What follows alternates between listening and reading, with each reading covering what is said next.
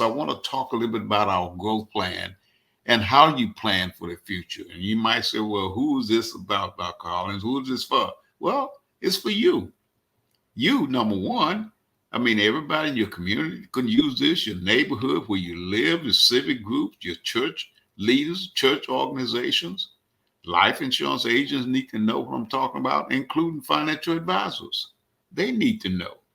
And then on top of that, the reason I'm here, guess what, ladies and gentlemen, because I am a retired veteran. I served in the United States Air Force for 8 years, and I got out the military from active duty, and now I'm inactive. I'm not active anymore, and I thought my found expense stuff was going to be taken care of, and that's what got me started on this crusade. I found out that it's not.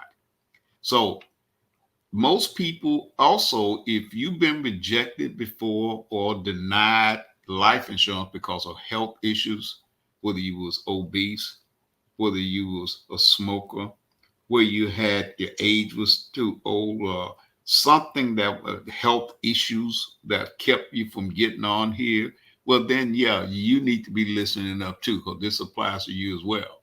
But let me just take it back to the VA, for example. Now you can go to VA.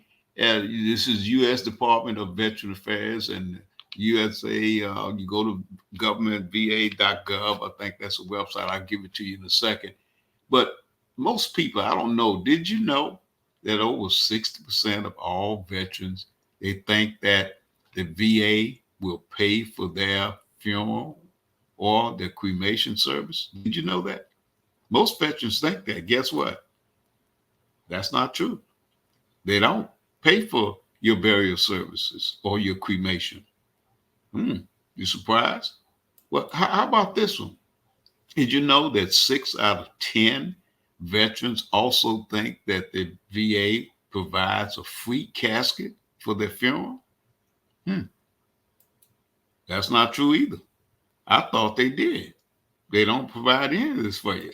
In fact, the only those members of the U.S. military that are killed while they were on active duty receive a casket provided by the government. What? Wait a minute, I have to be killed in active duty before they give me a casket? That's correct.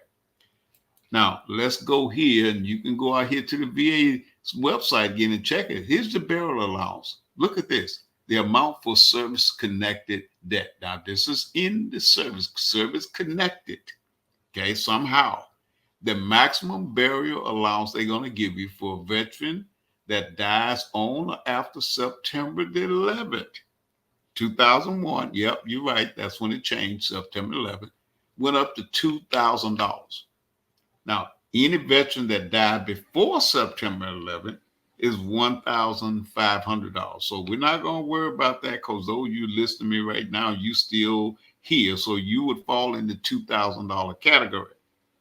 And if the veteran is buried in a VA National Cemetery, okay, we will pay for you back up to some of the pay some of the costs and everything for moving the veterans remains. So they'll pay that. Now listen to what they said. They will pay for what? Pay you back for what? Some of all the costs. They didn't say all of them, just some. Okay, if you're buried where? In a VA National Cemetery, but you might not be buried in a VA National Cemetery, so you won't get anything back. Okay, now remember, this is for what? People that's service connected death. All right, there you go, your 2000. Remember, that's the old one, the 1500. So we're not worried about that one. All right, so now let's look at the status for a non-service connected. All right, y'all see this? If a veteran dies on or what after October the 1st, 2023, because that's when everything changed, we will pay a $948 burial allowance. And $948 for what? A plot. $948 burial allowance and $948 for a plot. That's it. If the plot costs $3,000 to $5,000, you have to pay the difference. Okay. If the funeral it costs you $3,000 to $10,000 to do, they only pay $948 for that allowance for that. You see that? Now, you get a headstone also to mark your grave. That allowable amount is based on what? When the veteran died. So the allowance is going to vary, but the maximum, this is the maximum for the market. I mean, for the marker that goes on that grave. And this is for veteran who died what? After October 1st, 2021, was $231. That does not mean you will receive $231. Now, that's the maximum. Remember, they said this is based on when the veteran died. So it might be $100, might be $150, might be $200, but the maximum allowance is $231. I hope you guys are picking up on what I'm saying. We need to do a whole chapter just strictly on veterans, but today we're not going to do it on veterans. We're going to do this for everybody, but I want you veterans to see this. Okay, remember what I said: $948 burial allowance, up to $231 for what? For the headstone. Now, there's a website. Y'all can go to it, va.gov, and you'll find out everything that I'm talking about. Just do your own research. Don't even listen to me. I'm just bringing it to your attention. Go check it out.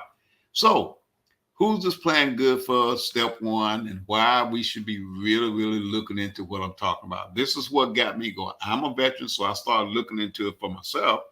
And I found out this stuff about the VA, and I also found out about this. I said, wait a minute, I need to have this plan. The funeral home is going to charge me $25,000 to set up a plan just strictly for me and to be there to take care of everything, the casket and all this stuff. You see, with $25,000 and you pay on it, and if you pass away, you still got to keep paying for it, and that's just for you by yourself.